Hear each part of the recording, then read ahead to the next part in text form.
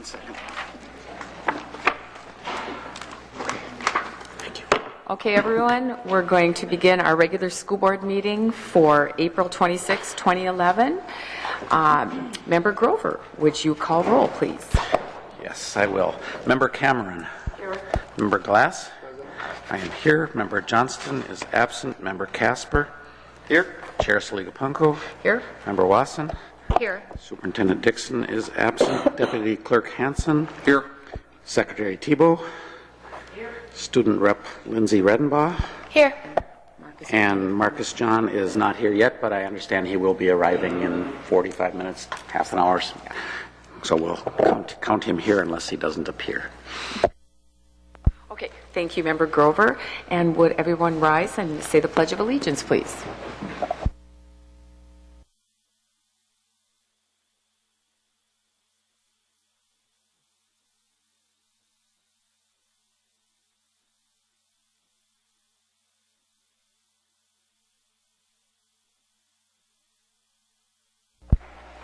Okay, everyone, could I have a motion to approve the agenda, please? So moved. It's been motioned by Member Cameron. Can I have a second, please? Second.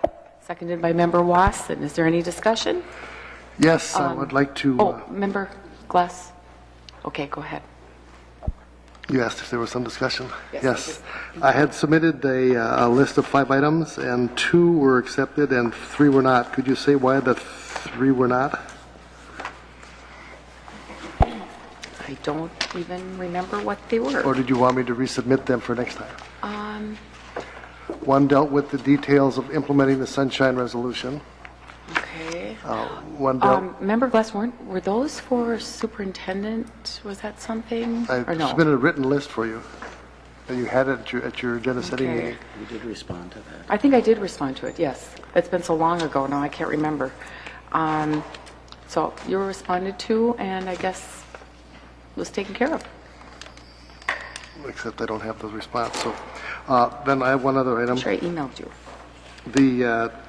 For Member Johnston, who read into the record 16 items for the agenda, and 1 was accepted. Can you say why the other 15 were not for him? He wanted to make sure that we had on the record that he had made a submission for these items on the agenda. I do believe, Member Glass, that everything is in the minutes. All those agenda items are in the minutes. Right, and they weren't accepted at your agenda setting meeting. That's what I'm referring to. So the agenda for this meeting would have included them had you accepted them. You accepted the one dealing with the closures and holding hearings, but that's the only one. I'm not sure why they Okay, weren't well, accepted. I think part of it, we were trying to keep a lighter agenda because we had so many meetings with superintendent interviews. Okay. And I think some of them, I think Dr. Dixon did talk to him about some of those. So I think he worked with him on those. Okay.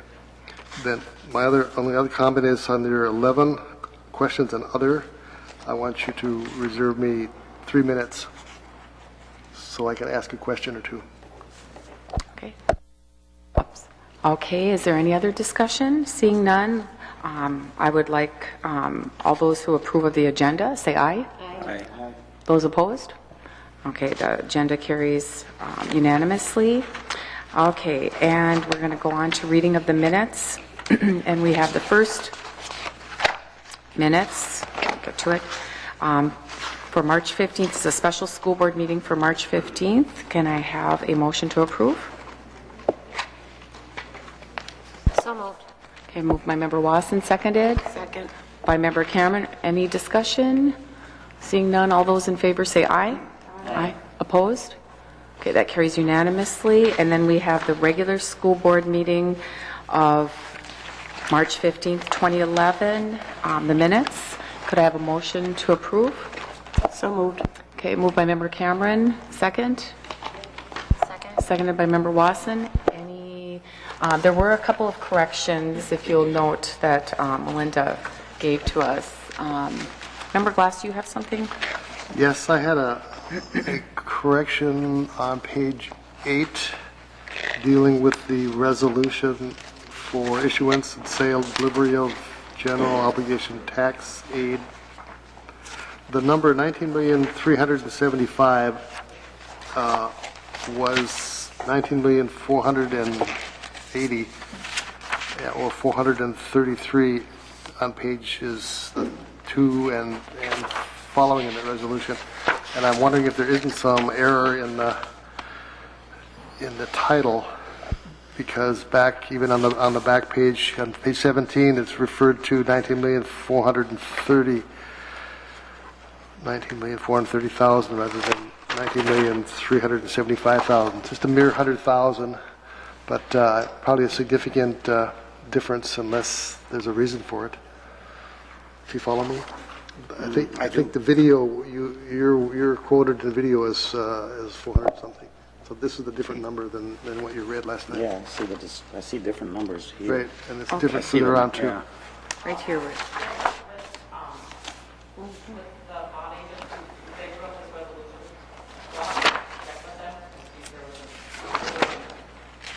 Yeah, and then on the very end of it, where it says it was approved, that same number, 19,375, is there, and that might have to be modified also. That's all I have. Okay, thank you, Member Glass. So get back to us on that. Okay, back to approving the minutes of the regular school board meeting. May I have, I already had a motion, right, and seconded. All those in favor say aye. Aye. Approve, or, no, there's no nays. Okay, that's unanimously.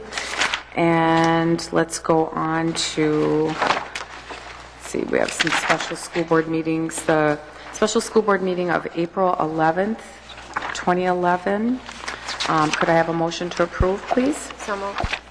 Okay, that's moved by Member Wasson. Can I have a second, please? Seconded by Member Grover. Any discussion? All those in favor say aye. Aye. Opposed?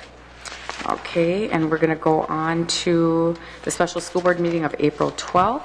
Could I have a motion, please? So moved. Okay, Member Cameron, and seconded by Member Grover. Discussion? Okay, all those in favor say aye. Aye. Opposed? Okay, that's unanimously again. And then we have one more special school board meeting for Wednesday, April 13th, 2011. Could I have a motion to approve, please? So moved. Okay, moved by Member Wasson. Okay, seconded by Member Casper. Any discussion? Okay, all those in favor say aye. Aye. Opposed? Okay, that's unanimous also. Okay, we are moving on to audience. If we have any, thank you, Member Casper.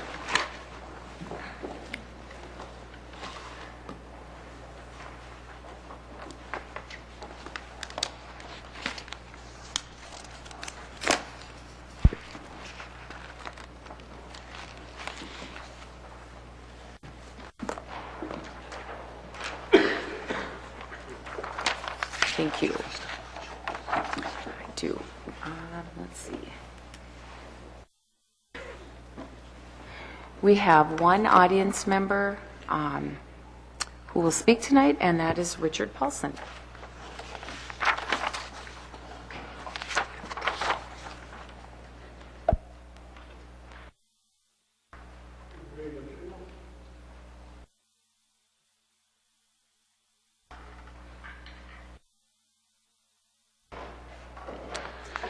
Good evening. I'm here tonight to share with you my concerns with the denial of my Minnesota Data Practice Act request dated February 27th, 2011 to Mr. Hansen, asking for a copy of the Minnesota Public Employee Insurance Program contract effective 1/1/2010. All you board members are aware of my dialogue with Mr. Hansen through the 5th of this April, the first copy of which I just handed out. I picked up the mentioned information in the email from Mr. Hansen's office on April 6th of 11, which are the next two copies in my handout. It was a group application with an effective date of 1/1/2011. Surely not the contract I asked for. What a disappointment and an insult to my intelligence. After I read Mr. Hansen's email of 4/5/11 again last week, I went down to Mr. Hansen's office and reviewed the board book for December of '09 and received a copy of the information given to board members, which is the last copy of that handout I gave you. Again, it is only a group application with an effective date of 1/1/2010, with less information than the one I picked up this past April. To me, a contract is a document signed and dated by all the parties involved, with details spelling all the costs, terms, conditions, and participants. After this board passed Resolution B-3-11-2872 last month supporting Sunshine Week, can any of you board members justify Mr. Hansen's action to my request?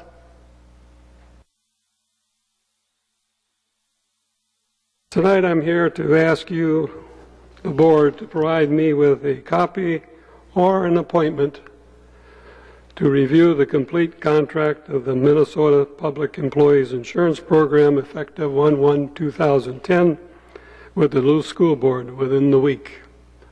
Thank you. Okay, thank you, Mr. Paulson. We have no other speakers, so we're going to move right on to reading communications petitions. So, Mr. Hansen, did you want to take over for that? Yes. Thank you. Board members, you'll see in your packet one communication listed, an email to Chairperson Saliga Punko from Member Glass regarding agenda items. And then regarding the superintendent's report, you'll notice the schedule of meetings that's in the book. In addition, I know you've received corrections to that from Sue Tallarico, and so I would call your attention to that. Most notably our meetings the next 3 nights with superintendent candidates, and so call your attention to that. In addition, I have items to share with you tonight. First of all, congratulations to our 2011 Gold Fine Gold Star Teacher Award nominees.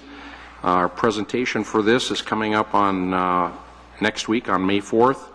The nominees are Kathy Ackervick from Lincoln Piedmont Elementary, Lisa Bergman from Nettleton Elementary, Susan Borch from Laura MacArthur Elementary, Jill Delbaca from Lowell Elementary, Carol Holm from Homecroft, Susan Jankar Baker from Rockridge and Lester Park, Leah Klein from Congdon Park, Erica Whitmers Graves from Lakewood, and Mike Zeman from Stowe Elementary.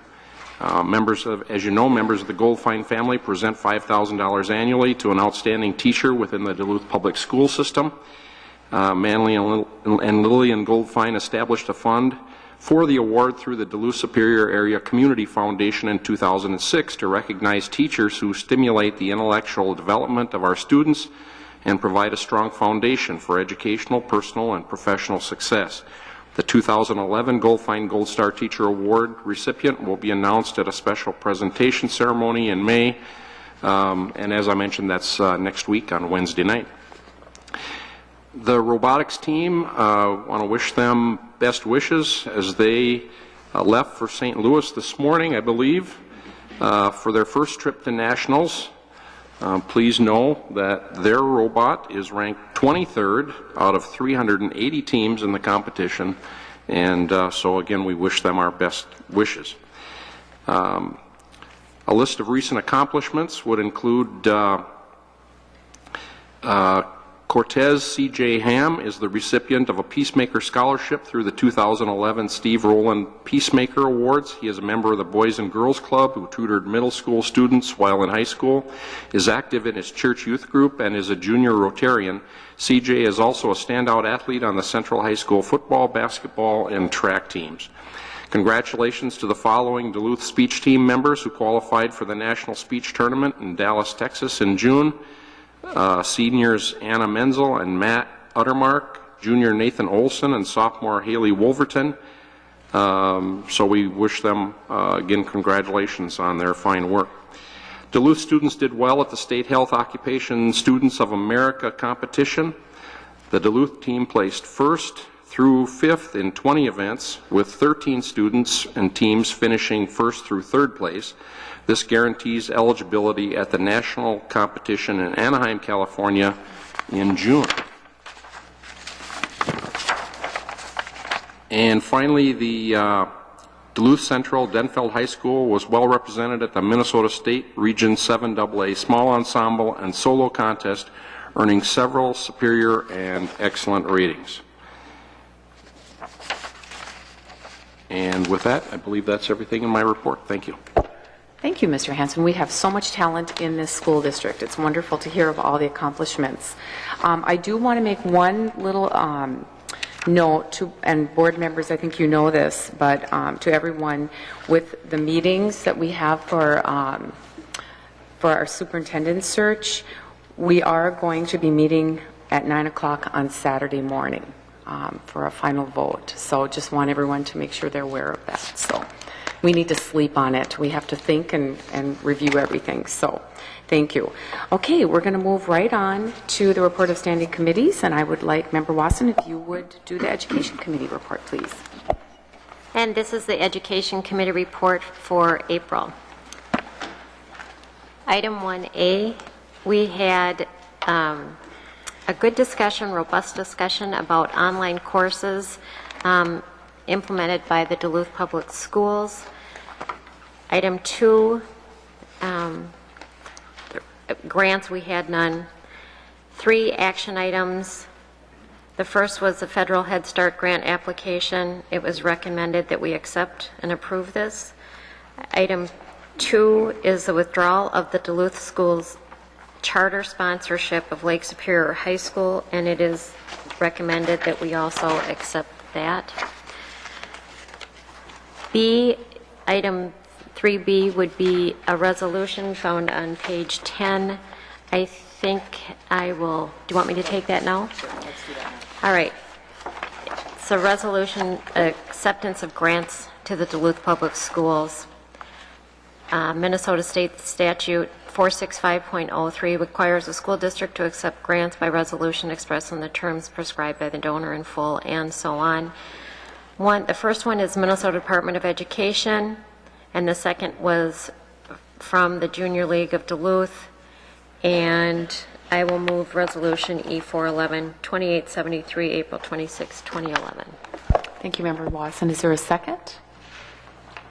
I'll second it. Okay, Member Casper, so moved by Member Wasson, seconded by Member Casper. Is there any discussion?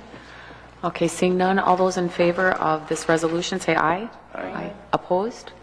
Okay, and it carries unanimously. Okay, Member Wasson, go ahead and finish the report. We have an extended trip request. The Central High School DECA Learn and Earn project students placed third at the state DECA competition. Congratulations. They'll be traveling to Orlando April 30th, so good luck to them. It's recommended that we approve that field trip request, and congratulations to the diplomas for this month, to Scott Bossart, Cody Rodding, James Rogers Covisto, Deborah Crawford, Corey Townsend, Roy Fuller, and Robin Young. Our congratulations to them. And that is the, I will move the education report. Thank you, Member Wasson. And is there a second? I'll second. Okay, seconded by Member Casper. Okay, is there any discussion on the education report? I have something that isn't on the education report that I would, looking for a little clarification on, if that's possible, that is not on the report, but I was hoping to ask Mr. Gronseth about it. Okay, how much is it not? Well, it's emails that we're all getting regarding Kids Corner, and the elimination of that program. And I don't recall that being part of that consideration. Yeah. We've gotten about 5 or 6 Yeah. emails from kids. I have not seen those emails, so I'm maybe should we- not sure how I would respond to them. Yeah, maybe we should wait and, Okay. I just would like some information on that, because I don't recall that being part of our considerations. okay, we'll get them to you on, If you could share those with me. maybe we could get I some could help you information out. by Friday. I assumed you were reading all of my emails. No, I'm No. just kidding. Okay, thanks, Member Casper. Member Glass?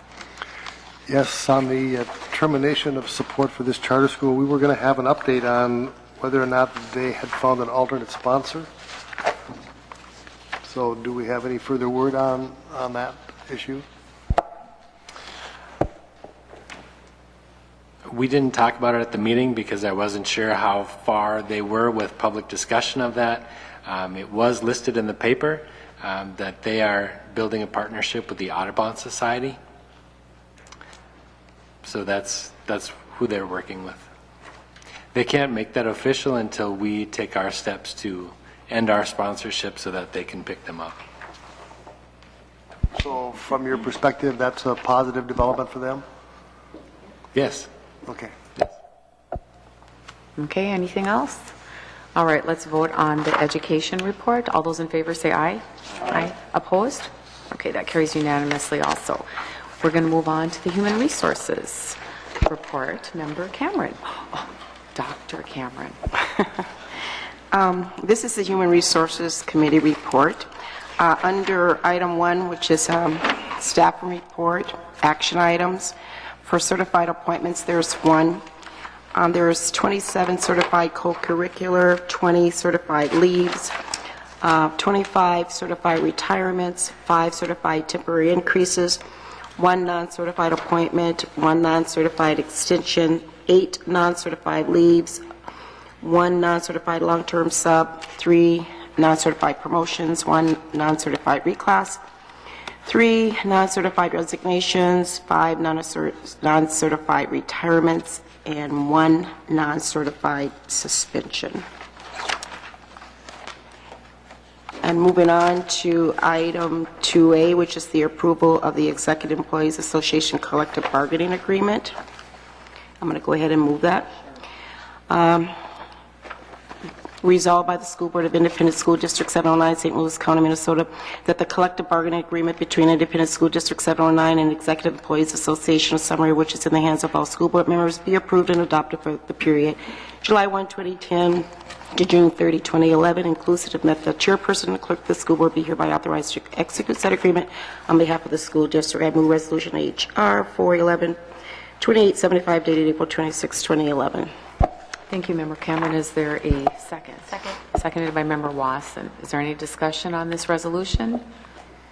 Member Glass? Yes, I have a couple questions. Could you tell us who negotiated this agreement? It was negotiated between myself and Mr. Hansen and Dr. Dixon. And you being a representative on the group that was Yes. performing. And is that the same group who negotiated the teacher's contract? No. No. So, okay. So the question I have relates to the health insurance. I see the condition there that this group gets the same health insurance premiums paid as do the teachers. It's kind of like a Me Too. It's actually in the entire district. It's a Me Too, yes. And so that includes the separate action for the arrangement for the health, the HR part of that too. Yes. And so did that go into effect last year? Did you receive it under the old contract? Yeah, because it's a Me Too. If it was settled or non-settled, when that goes into effect, it goes into effect for the entire district. Now, I'm trying to think if went into effect at halfway through last year for everybody or the whole year, but it is true that when that went into effect for the teachers, it went into effect everybody under that insurance plan. Okay. And so the school board advice for the salary change was 1%? 1% to the salary schedule. Okay, and the cost out sheet you gave us showed a different number than 1%. How does that happen? Well, you'd have to explain to me which number you're referring to. The top number for the percentage change between the 2 years. Can you read the number to me? Do you have the copy? 1.86. Okay. That is the change representing steps and lanes. So you besides people moving, besides the 1% to the salary schedule, you also have people who might be moving from one lane to it, or I should say, is it steps? From one step to another due to years of service. So it's not only the increase in the salary schedule, but it's a change in the lanes. Correct. And those changes are adding to the salary of those individuals. Yes. Okay. So it's an interesting phenomenon where the expectation is the 1% change, but you actually see a different number. I think we've explained this before, though, to the board when they asked this question, that typically on those percentages that we negotiate, they have been to the salary schedules, not necessarily to the entire contract. So steps and lanes generally do add to that contract. Okay. And then on the other benefits under health insurance, there's a doubling of the amount from 32 to 64, or from 16 to 32. 17 to 34. Why does that change?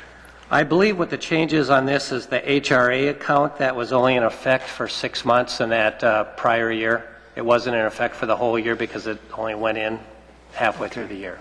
And is there any difference in the amount? It's still a $1,900 for the single and $3,800 for a family? I believe those are the numbers. And those are tax-free reimbursable amounts for each employee? Yes. Okay, thank you.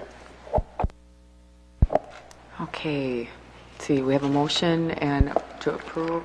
Member Glass, did you have a question, or we just need to approve this, right? Or, Member Glass? I'm sorry, Member Cameron.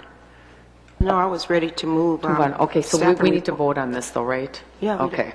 All right, all those in favor of this resolution say aye. Aye. Opposed? Okay, carries. You're abstaining? Okay, so Member Glass abstains. Okay, Member Cameron, go ahead. I would like to now move the entire report, specifically item 1, which is an action item.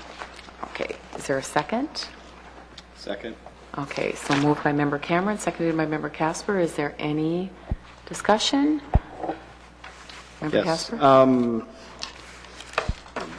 Certified retirement, we have 25 listed here. How many does that certified staff does that make now in total for this year?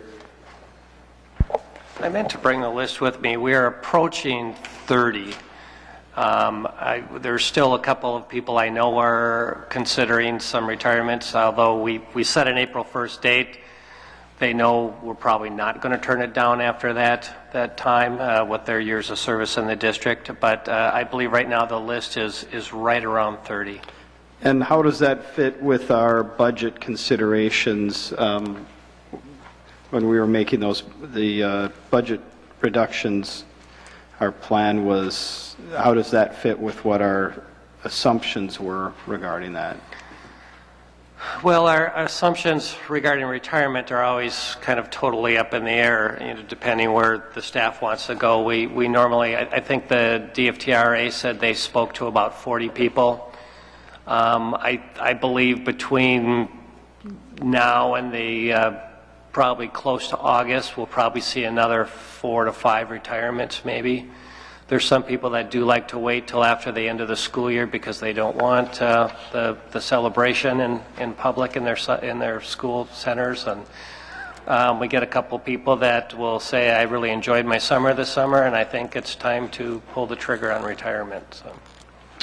So with that in consideration, as we start this budget process and start having to make potential cuts, I know it's too early to tell, but so we really won't know till about August if we're going to have to lay off additional staff beyond the certified staff and other staff. As it relates to layoffs, state statute says we have to notify teachers in writing by the board as of July 1st. So normally we'll take care of this process between May and the June board meetings.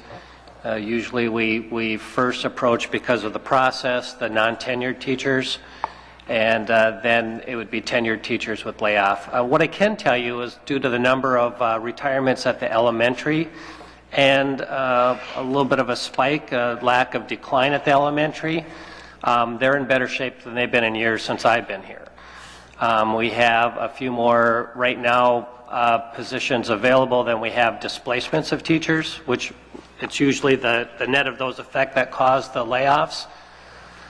So, depending on some other teachers maybe opting out of elementary who are not in elementary backgrounds, opting to apply for some of those positions, we should be in pretty good shape elementary-wise. So we potentially could be hiring elementary teachers. Yes. Okay. So which is obviously good news for our existing staff and any kids that are, or people that are out looking for teaching jobs. So, so we'll know more about that in a couple of months and be able to prepare for that. Yep, in the coming months, yes. Okay, thank you. Okay, anything else? Okay, let's go ahead and vote on the entire HR report. All those in favor say aye. Aye. Opposed? Okay, it carries unanimously. Okay, and then we're going to move on to the business report. Member Grover. Ready? Thank you, Madam Chair. Section 1 is the 1A through H is the recurring financial reports for the month ending with March, I think, or is it February? February. Ending February. Thank you. Section 2, 2A1 is bids, a bid that's moved to the resolution section, so we'll come back to that. Bid 2 is Denfeld High School clock tower windows and window treatments. Recommendation to approve this for, it's almost $238,000. And we received as an email with attachment on Friday, I believe it was, 2 additional bids which came in under the placeholder for bids related to the LRFP. First one is HVAC testing and balancing at Denfeld, and the second one is HVAC testing and balancing at the new East High School.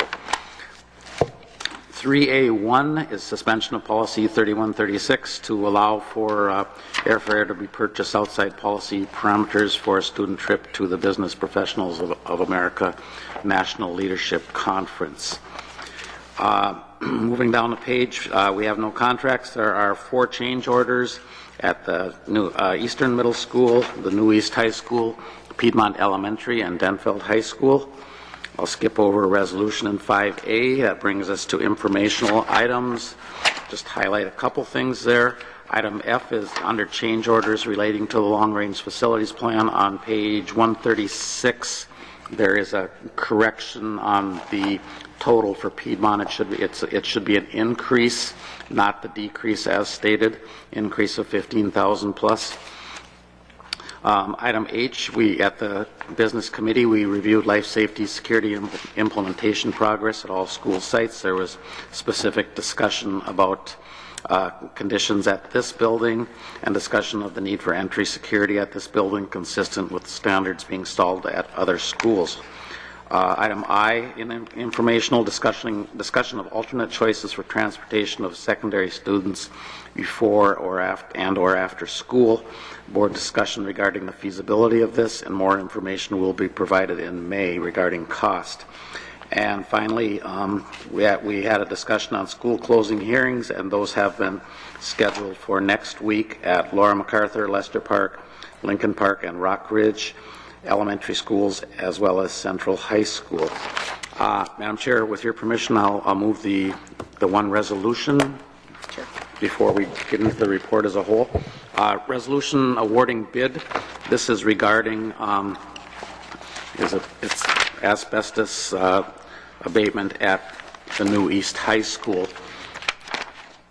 And there's a lot of introductory verbiage. I'm just going to move to the last two paragraphs. Based on the past experience of the district, Johnson Controls, Kraus Anderson, and the recommendation of Carlson Professional Services, all having worked with Mavo Systems on past contracts and Platson Environmental's short time in business, lack of company experience in completing projects of this scope, and its other project overlaps potentially impacting the completion timeline, the board concludes that Platson Environmental is not the lowest responsible bidder, and therefore the contract for asbestos abatement at the current East High School, which is the new middle school, correct?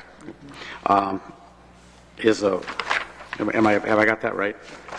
Yes. This will be at the new middle school, is awarded to Mavo Systems in the amount of $213,860 as the lowest responsible bidder. I move Resolution B 411-2876, April 26, 2011. Thank you, Member Grover. Is there a second? Second. Okay, seconded by Member Wasson. Is there any discussion on this resolution? Seeing none, let's go ahead and vote on this. All those in favor say aye. Aye. Opposed? Okay, it carries unanimously. Okay, Member Grover, go ahead and finish the Okay, then Madam Chair, I move the remainder of the Business Committee report. Okay, is there a second? Second. Okay, Member Casper, so Member Grover, Member Casper seconded. Okay, are there any items for discussion at all? Oh, Member Glass? Yes, the additions that you had on the HVAC, I'd like to talk about those. And also items H, I, and J.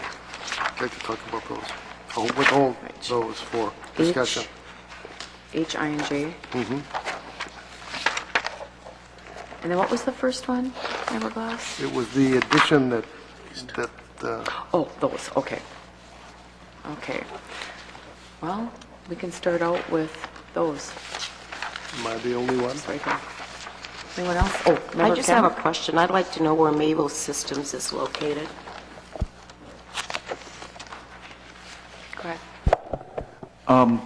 Mavo Systems has a branch locally, I think, out of Proctor, and then they also have part of their company, parent company down in the metro area. Okay, so we have some questions about the HVAC. That's correct, Member Glass? Okay. Yes. So Carrie, I don't know if you want to talk about... The question is, I thought we had already paid for the element of these buildings startup with something called commissioning. So what element of commissioning is the calibration and the that you're referring to in this bid?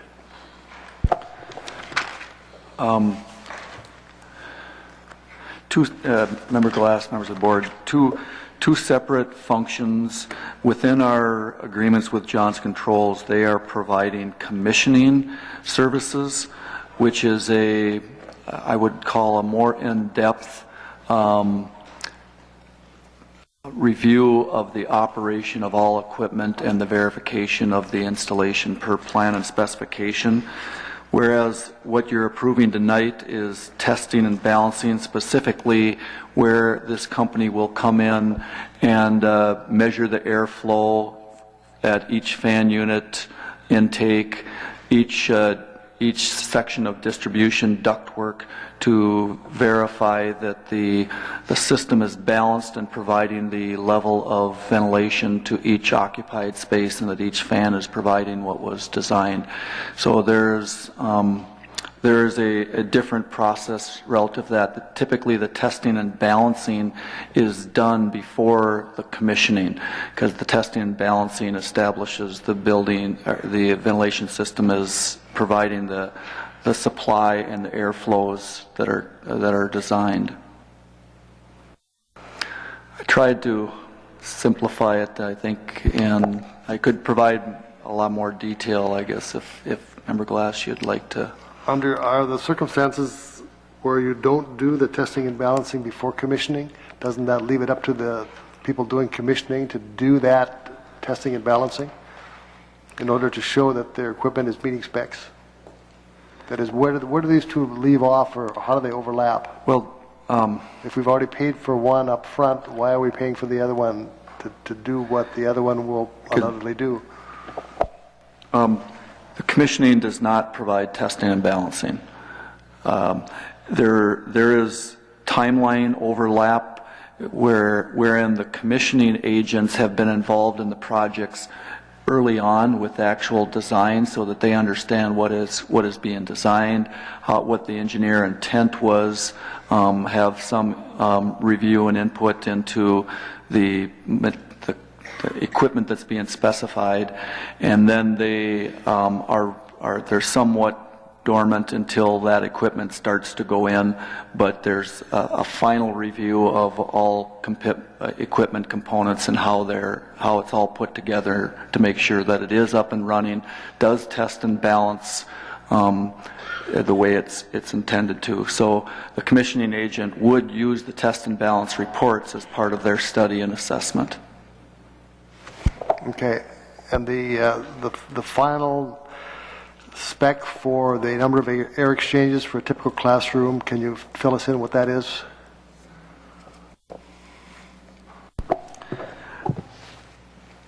Member Glass, I think the most succinct way to answer that is that the buildings are designed to meet the ASHRAE standard, and I think when it comes down to our classrooms, it's typically a design to provide 15 cubic feet per minute of outside air per occupant. And so will this testing and balancing be at that level, 15 cubic feet? Part of the testing and balance, the engineering designs that level of ventilation to begin with. The testing and balancing would measure the air intake, the mixing, the distribution, and the flow rates to each space. And if it balances and tests according to that design, then it should be supplying the required amount of ventilation. So 15 cubic feet per minute of fresh air per occupant. That is my recollection of the ANSI standard that is required. And I mean, these are ventilation standards that are required in our designs. And so these are for classrooms where we have to say how many students will be present? No, it's designed per the size of the classroom, the expected occupancy. And that expected occupancy does have a number. I believe it does. I can't get into that level of detail myself. I'd have to defer to the engineers what basis of occupancy is used in determining the flow rates. Okay, and so these people will be qualified engineers for this purpose? And they aren't, the testing and balancing firms typically aren't engineers. They're technicians that specialize in the measurement of airflows and velocities, and then they are taking off of the drawings what the design intent is, and then balancing the system so that the airflows are regulated consistent with that design. And they're licensed in Minnesota? I'm not sure of the licensing requirements, but they are definitely qualified. So we're hiring them though, right? Yes. They will have a contract with your approval tonight directly with the school district. In fact, that is one of the check and balances, is to have the testing and balancing a separate contract with the school district. Sure, and it's my job to ask to make sure that they have the appropriate licensing to do that, since we did run into that issue in an earlier time. So you need to be able to answer that question if they are required to have Minnesota licenses, and if they do. In fact, it would not be an engineering license. If there is a licensure requirement in the state of Minnesota, I'm not aware of it, but I could certainly find that out and get back to you. Thank you. Okay, and let's move on to, let's see, letter H, is that the next one? So that's you, Member Glass. Yes, this one we reviewed the progress in this school, but the overall request was for the life safety security system for all of the schools and sites. Were you going to give us a brief report on that, over and above the tiles falling off this roof? That is, when can we expect to have card security in this building and all the other buildings in the system? Member Glass, members of the board, the agenda item here was, I think, at the request of Member Glass. The answer, I think, is this building in particular is in our schedule for construction to occur. I can't remember if it's in 2012 or 13. I'd have to go back to see where it was scheduled. But that was the intent, was to have that security system installed when the rest of this project and work at this site would be completed.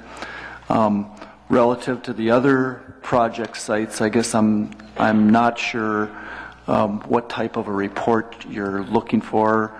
I can provide more information relative to the type of security controls there are, as far as the doors, the access control, what the functions are of that security, the type of camera numbers, the placement, general placement of cameras. So I guess I'm really not sure, Member Glass, what you're looking for as far as more detailed report.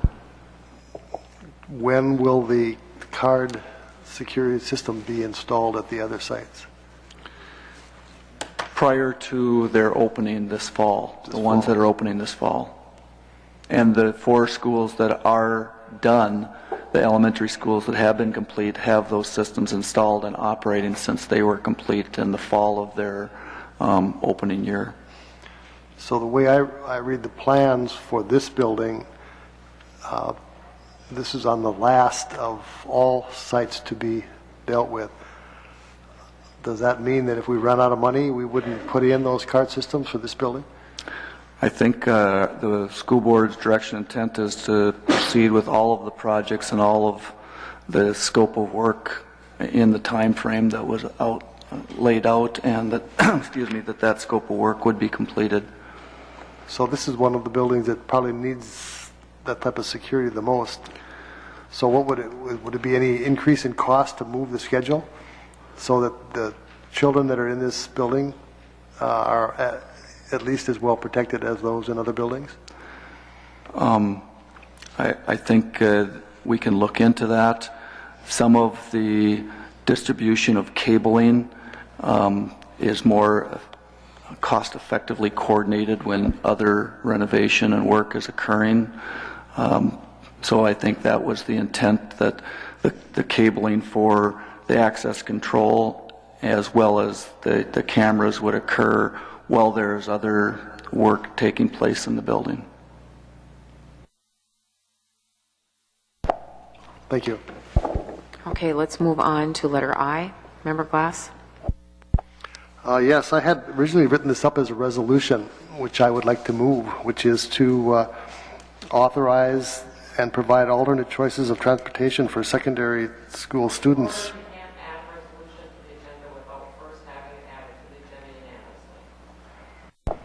Thank you, Melinda. And I do remember us talking about this last year, too.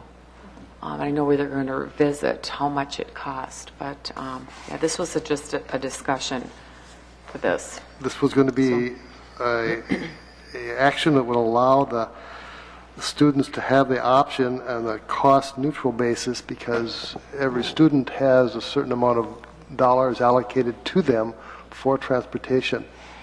And if they are within the parameters of the law, being bused to the existing schools, then they would have the same option of using those funds to to either have an alternate choice of travel so they could get to a 0-hour time, or they could attend an after-school activity and not be at the behest of the school buses if they were to get a bus pass, or if they were to, like they open enroll at another school, they can get a bus pass, or they can have their parents get a voucher and they are driven. So it gives them the flexibility and freedom that the kids that open enroll out of the school system have, to give that same flexibility to the kids that we have in this school system. It makes every bit of sense in a cost-neutral situation. I'm not talking about using any more money, using the same money or less to have these options available. And this would be a way of attracting the students to stay with our system, because we offer the same services that our competition offers. Getting there, taking advantage of the facilities, the 0-hour, taking advantage of after-school activities, staying late, traveling to public libraries at night, or whatever they need to do to further their educational opportunities. So I did have an ad on my list that I submitted in writing to you as a resolution. This is not a new addition. Well, they just changed the word. Well, that's a new rule, so I'll duly note that.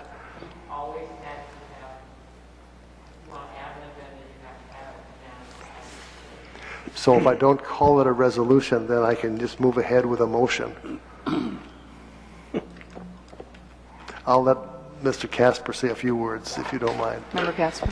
So, according to this, we're going to get more information at our May meeting? Is that right? So we can look for more information at that time, is that what? Who's going to provide that information? Are we going to have a study by the Transportation Department? We can have the my intent is to have the Transportation Department provide some of the information that you're looking for.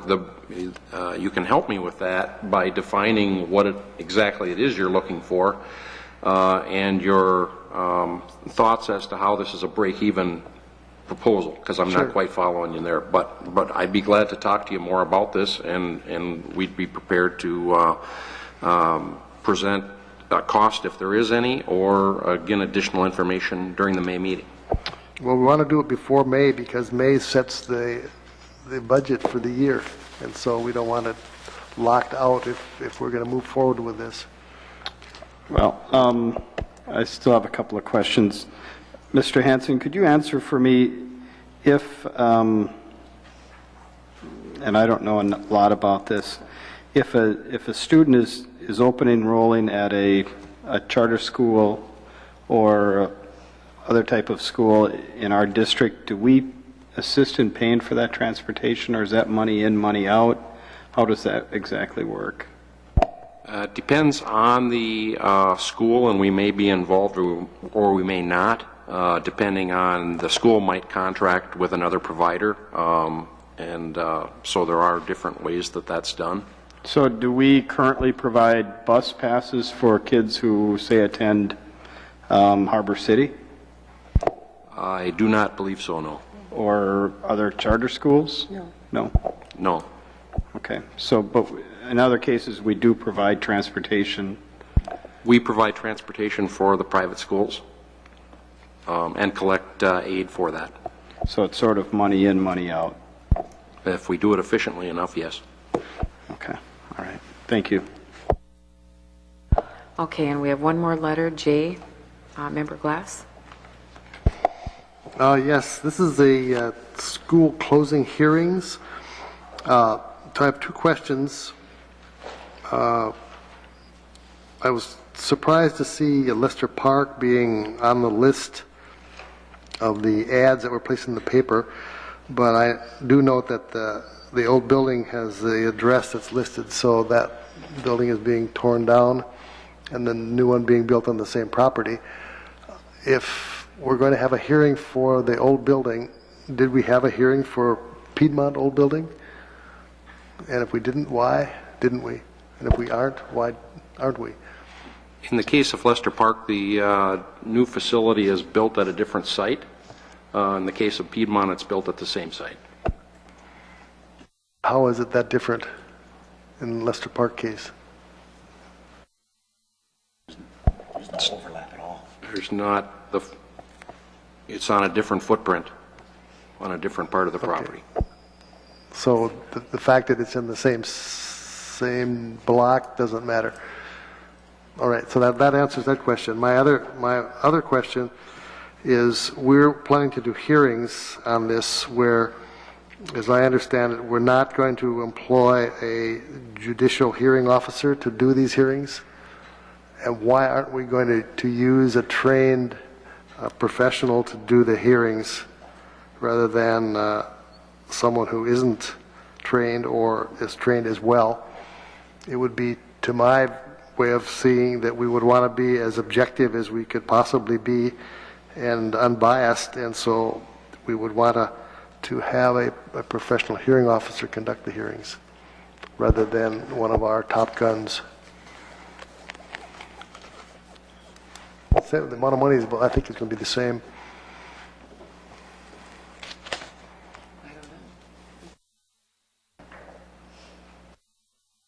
Was there a question in there someplace? I might Yes. have missed it. Why are we employing a professional hearing officer rather than an attorney from a local firm?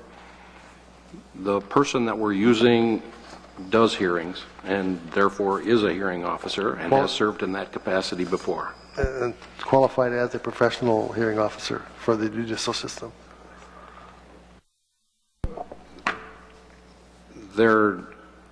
To my knowledge, they're not, when you say judicial system, I hear judge, and then I think of potentially administrative law judge or something like that. The person is an attorney and has served as a hearing officer before and has experience in that area. That's my answer to your question. Okay, and they'll be responsible for generating the kind of record that the law requires, and this board will then have to act on. That's correct. Okay, thank you. Okay, let's go ahead and approve the entire business report. If there's no other discussion, all those in favor of the complete business report say aye. Aye. Opposed? No. Okay, so that carries, let's see, 5-1 with member Glass opposed. Okay, we're going to move on to special resolution, which we missed last month when it got to be midnight. So, Member Grover, would you read that special resolution? Yes, school board member attendance at MSBA 2011 Joint Legislative Conference. Resolved that ISD 709 St. Louis County, Minnesota pay costs incurred as per district policy for school board members to attend the MSBA 2011 Joint Legislative Conference in St. Paul on March 24th, 2011. I move resolution B4 262874, April 26, 2011. Thank you, Member Grover. Is there a second? Second. Seconded by Member Wasson. Any discussion? Seeing none, all those in favor of this resolution say aye. Aye. Opposed? Okay, that carries unanimously. And I would like to go on to questions other, and I just have one point I want to, one congratulations to Member Cameron, who finished up everything today for her doctorate. So we have a new doctorate. We're very excited for you, Member Cameron. That's a huge, huge accomplishment. Well, congratulations. We are very thrilled for you. And I don't know if there's anything else, if anyone else wants to say something. Marcus, go ahead. Yes, I was just wanting to say, as student representative, I think I can speak for Lindsay too, that if any board member ever has any question, regarding student opinion or whatnot, just please feel free to ask. We want to feel as useful as possible. So, thank you. I can tell you, if you have one thing you want to say tonight, you can. If either one of you have anything to add. It was kind of a light agenda tonight. I just want to add, too, that you can always put your light on to voice your opinion, okay? Anytime you feel like it.